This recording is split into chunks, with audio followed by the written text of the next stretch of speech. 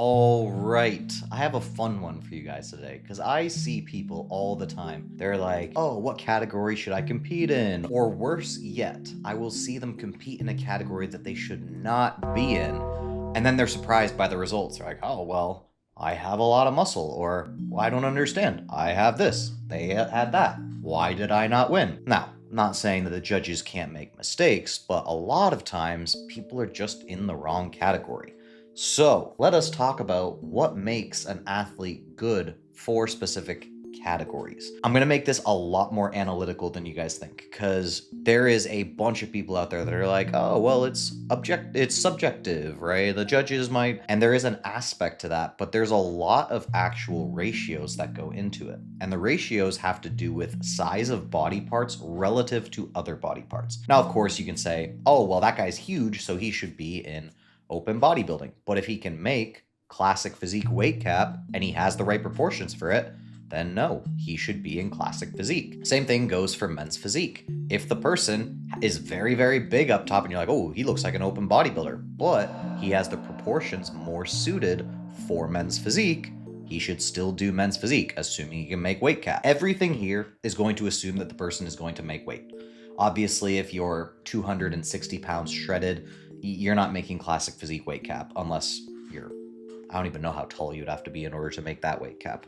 But I'm assuming that the people I'm talking to, in a lot of cases, I mean, most of my audience is going to be naturals. So making weight shouldn't be all that difficult, assuming you come in lean. If you're not making weight as a natural and you're shredded, you're either lying about your natural status or this whole conversation isn't going to matter because clearly you should be an open bodybuilder and just destroying everybody. So let us get down to it. What we're going to do is we're going to go through each body part and how important they are relative to the other classes.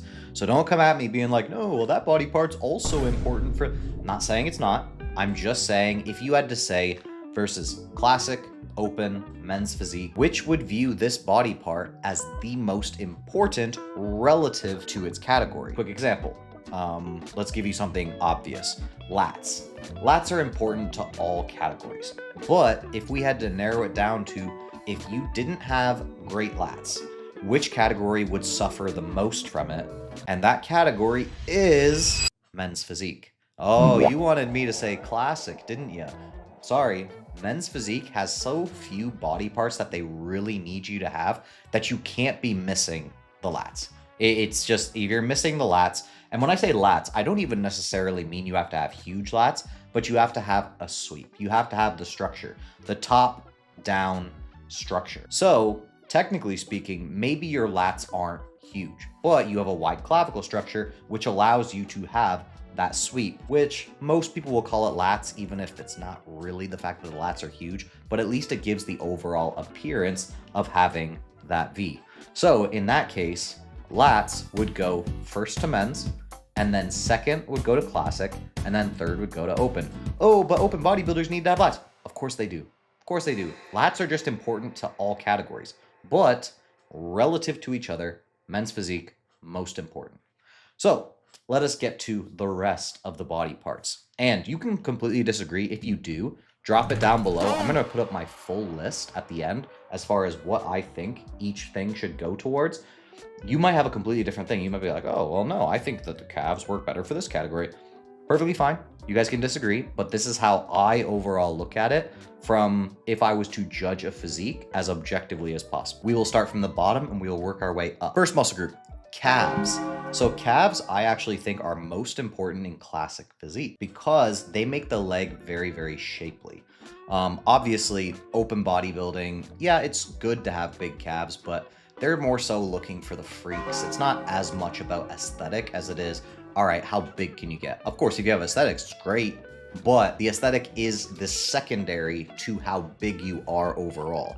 So you'll see certain Mr. Olympias who did not have amazing calves in the open division.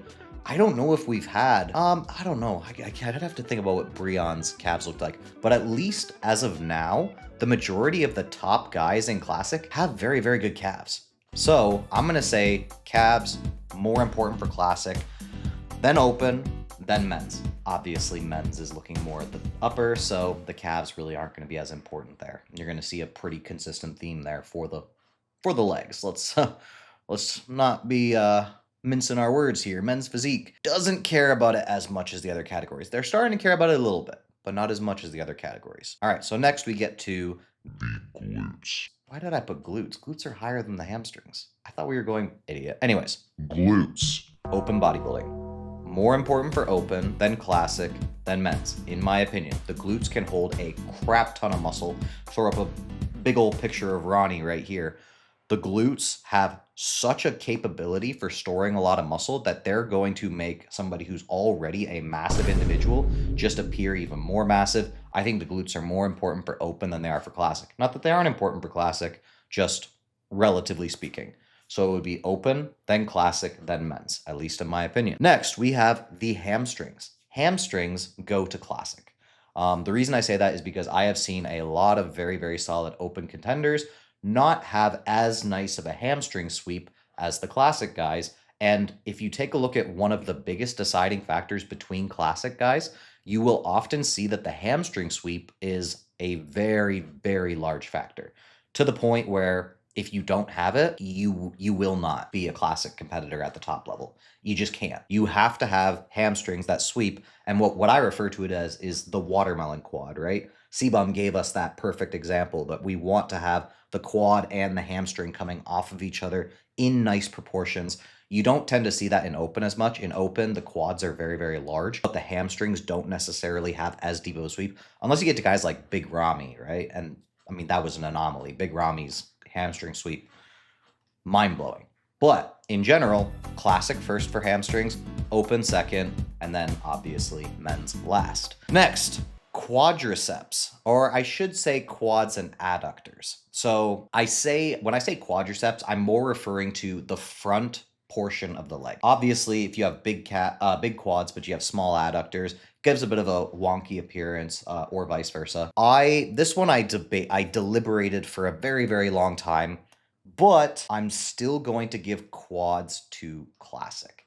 And the reason for that is they have made it very, very obvious, especially recently, that if you don't have as big of quads, you are not going to be able to keep up. But great example of this, Wesley Vissers. Like a lot of times people were expecting him to be in the top 3, top 4, maybe even top 2. Including myself, like I was like, okay, like it seems like they're giving him a shot, even though his legs aren't quite as developed. And then they placed him in, I think it was 7th or something like that at a more recent show. And I'm just like, okay, so they are really telling us something here. And they're telling us how important that leg development is. Obviously, you can talk about the waist too, but I think it is the leg development that truly holds him back the most out of anything. So I'm going to go ahead and say quads. And remember, this is all relative, right? I'm not looking for you to be like, oh, well, open competitors have bigger quads. Yeah, open competitors pretty much have most muscle groups bigger because they don't have to hit a weight cap. That's how it goes. But from an overall aesthetic standpoint, relative to other body parts, quads, I still got to give it to classic, then open, then men's. Men's obviously being last in almost every leg category. Well, I shouldn't say that, in every leg category. Now we get to the stuff that people actually care about, the upper body. Biceps first. Biceps, I know a lot of people like to think of golden era bodybuilders. Oh, they had great arms. They had great biceps. Sorry to say, it is not as important for classic as it once was. Well, I guess back then it would have been still open bodybuilding. Classic didn't exist. But it is not as important for classic as it is for open. So I'm going to give the biceps to the open category. I think they, in general, have bigger, rounder, expected to have bigger, rounder, fuller biceps. And you even saw a guy like Chris Bumstead, if you had to basically sum up his physique, his biceps would have been a portion that was considered to be lagging behind. And he still had everything he needed to be the best classic physique of all time. So I am going to go ahead and say that biceps are more important to open than they are to classic, and men's takes last again. Let us move on to the shoulders. Now, again, this is one of those ones where people are like, no, everybody has big, like, did you see Ronnie Coleman's shoulders? His relative to other muscle groups, so it can fit within categories. Shoulders goes first to men's physique because men's physique is looking for such a specific aesthetic, you need to make sure that when you're taking a look at your overall physique, you're not just blinding yourself to certain aspects. Men's physique wants big shoulders, wants bolder shoulders, wants shoulders that outshine other body parts. So men's physique gets first for shoulders. Shoulders goes to classic next because they are still going for that more aesthetic appearance. And when I say aesthetic, a lot of times what I'm referring to is particular overall frame. You can honestly think a lot of times as far as bodybuilding goes in terms of frame. And shoulders, wide structure, shoulders, very, very nice overall aesthetic appearance for classic physique. Open bodybuilding, shoulders go last. Just out of relativity. Don't point me at Flex Wheeler and be like, but he had big... I know a lot of the best open bodybuilders of all time had great shoulders, but that does not make it to be as important as it is to the other categories. Get off my back. Next, we have, well, we already talked about the lats, but we are going to talk about the traps next. I think this one should be pretty obvious to most people. Traps goes to open bodybuilding, in my opinion. Just because, again, similar to what we talked about with the glutes, overall you can hold a lot of mass there, but it doesn't necessarily add to the frame, the overall, I guess what you could call the silhouette muscles, in order to give that nice aesthetic structure. So while traps can be important in those other categories, obviously, doesn't mean that they're going to be as important as they are for something like open. Think about the best, like when you think about the big traps of all time, you're always thinking about open bodybuilders, right? People will still talk about classic bodybuilders as having certain body parts, and they're like, oh yeah, I want quads like X classic physique competitor, or I want shoulders like traps. You don't typically hear it too much about classic or men's, but that's not to say that they're not important to those categories, just relativity. I feel like I'm going to say relativity a billion times in this video. The traps next go to classic. And the reason for that is, I think what happened was when classic started out, they were like, oh yeah, we want people to just have a great X frame. That's really what we're after. And then what happened was they would turn around to the back and people would flex, and it would just be so apparent that some people had so much more thickness and density, or though obviously we're like, that's okay, take your time. I want to be careful with my terms because people will be like, That's not a scientific thing. I'm talking about just the look, right? The look of thickness and density. And often that was coming as a result of having certain body parts like traps. And so the person with bigger traps would, from the back, look more impressive. So traps go next, in my opinion, to classic, last to men's physique. Huh? Who would have thought? Not me. Next one, we have chest. Again, another one. Oh no, it's important. Men's physique. When you talk about men's physique, one of the things that they talk about the most is they say bubbly chest. If you talk with a men's physique competitor, you'll hear them talk about that a lot. Bubbly chest, bubbly chest. The reason being, you have so few body parts that are really supposed to stand out that they really, really want to see some nice milkers out there. So men's physique gets first for chest, second goes to classic, third goes to open. Argue with a wall. Next is the erectors. The erectors, the forgotten muscle group. The muscle group that some people, not going to say names, says isn't important. Just not true. The erectors are incredibly important. They actually bring the back to life, because what it does is when you have thick erectors is it pushes out your lats, it pushes out your traps.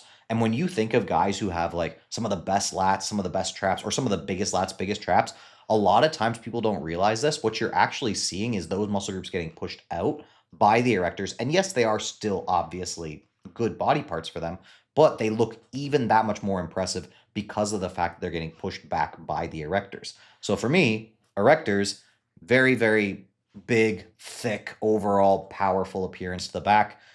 Open bodybuilding takes first for the erectors, then it goes to classic, then it goes to men's. Now, I will say this, men's physique does seem to be valuing erectors a decent amount as of late.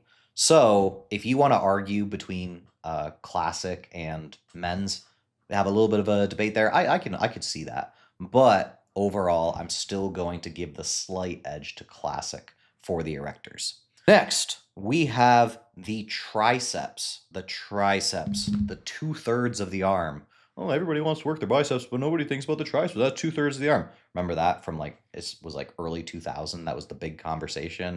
And then people were still saying in 2020, that's like, everybody knows this. This is, come on, just basic facts at this point.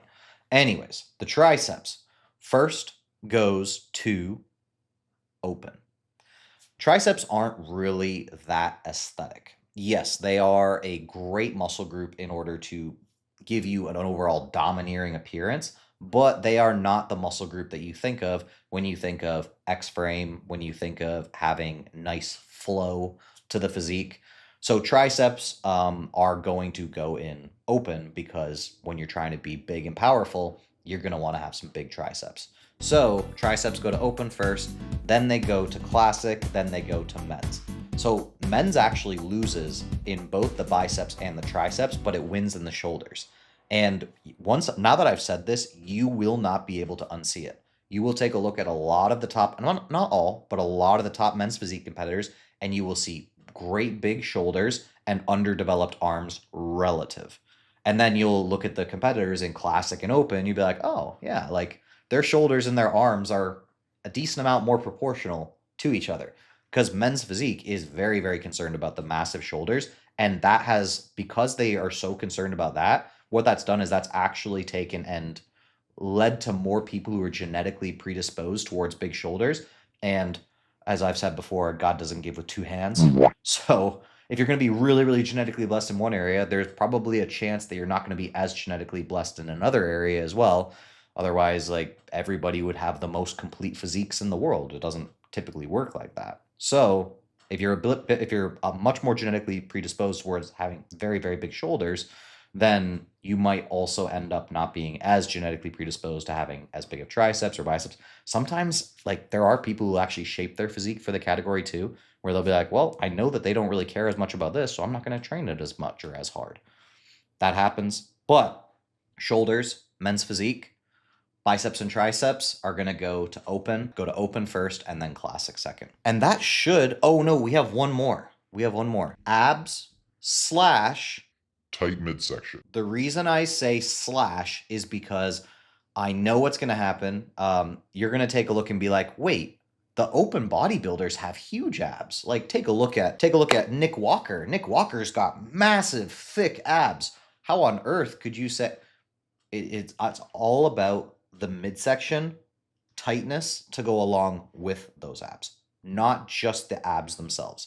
So yes, the rectus abdominis, cool and all, but it needs to have a tightness to go along with it. And because of that, first is going to go to men's physique, second to classic, and third to open. Again, if you're going to argue that classic it's more important to, I'm going to say argue with wall. And no, it isn't just a tight midsection, it's the combination of the tight midsection with the well-developed abs, obliques, whatever else. Take a look at a guy like, what's his face? Oh my gosh, he's my favorite competitor in men's physique. Ali Bilal. I honestly don't know how to pronounce his last name, but Ali, love his physique. He's one of my favorites. You take a look at his physique, and you have a guy there who, yes, he might not have the tightest midsection in the world, but he does have incredibly developed it's like you don't even know what's going on there with all those gills. That overall, you need to have something that really brings it. If he had a tight, like a less wide midsection, like a tiny bit narrower to go along with that, I don't think he would be touchable. I don't think anybody could compete with him at that point. But that is holding him back just a little bit, and that's giving other people an opportunity to sneak in. This is not a video about that. This is a video about you. So overall, what I did for myself and what I would suggest that you do is you go through and you give yourself a scoring system based off of these. Now, the scoring system that I came up with that I thought was simplest is you take all of these body parts, and what you do is you take and you list out for your physique. Try to be objective. I know people suck at that, but try to be objective. Take all 12, and then say, okay, if I was to say 1 through 12, my 4 strongest, my 4 that are kind of in the middle, and my 4 weakest. You list them out like that, and then what you're going to do is you're going to start doing a scoring system. So what I did for myself was I took a look and I said, okay, Well, what you do is you give points to the ones that are in the top, and then you take away points for ones that are in the bottom. So for me, strongest body parts: triceps, biceps, quads and adductors, and erectors. So when I took a look at those for myself, this is where it gets a little bit complicated. So if you just wanted to know what body parts were good for you, you go ahead, scroll away, scroll away. This is for the people who are like, oh, now I kind of want to calculate it for myself. What category should I compete in? And once you figure it out, drop it in the comments. As always, triceps and biceps. We know this about me. It's just like, okay, like can I get a little bit of chest here? Just come on, please, please. Unfortunate. Triceps, biceps, quads and adductors, and erectors. Those are what I would consider to be my 4 strongest overall body parts from just a mass standpoint. So because of that, I'm going to get 3 points for triceps. I'm going to get 3 points for biceps. I'm going to get 3 points for erectors, and I'm going to get 2 points for quads and adductors. How does that work? Well, simply put, they were the most important in the open category. So if it's the most important in the open category, that's 3 points. And then what I did was I took a look at my 4 weakest body parts. And in my opinion, like, you can feel free to disagree, but I think that my 4 weakest overall body parts are my lat flare, chest, calves, and hamstrings. Now you could argue a couple of those, but I would say that that's pretty accurate overall for me. And so because of that, I would take and I would say, okay, well, how important are those to open? But because a lot of them aren't that important to open bodybuilding, then it would only be -1, -1, -2, and -2. Once you put those numbers together, I come up with an overall total for the open category of 4 points. So it's a positive score for me. You're going to find that typically one category will be in the positive, one will be a little bit more around 0, and one will be in the negative, because you can't have everything be your strongest. So you'll be able to figure out which category you fit into. Now, if you want to create your own scoring system, feel free. If this seems convoluted to you, perfectly fine. Do what you gotta do. But for me, it worked out perfectly because it had me at open with a positive score. Men's was the lowest score for me, and then classic was somewhere in the middle, which makes complete sense when I take a look at what my strong points are for a category, because I don't have the bubbly chest. I don't have the flaring lats and the really tight midsection, which are super, super important for men's. So when I take a look and I put all of these things together, it is a very, very accurate representation as to which category I should be competing in. That doesn't mean I'm going to be good at the category that it puts me in, because maybe I'm just not a good bodybuilder. But it gives you a better idea if you're going to be stepping on stage. Okay, if these are my strong points and these are my weak points, this is probably the category that I should be in. Is this all too nerdy? It might be too nerdy. I am sorry about that. But if you enjoyed this yap, let me know what your scores are, and let me know what category you should be competing in. And if you're not sure, hey, maybe you just start making TikTok videos and tagging me and being like, what category should I compete in? Shoot, my tags are gonna be so full after this. Anyways, as always, love you guys, appreciate you guys. TNF out.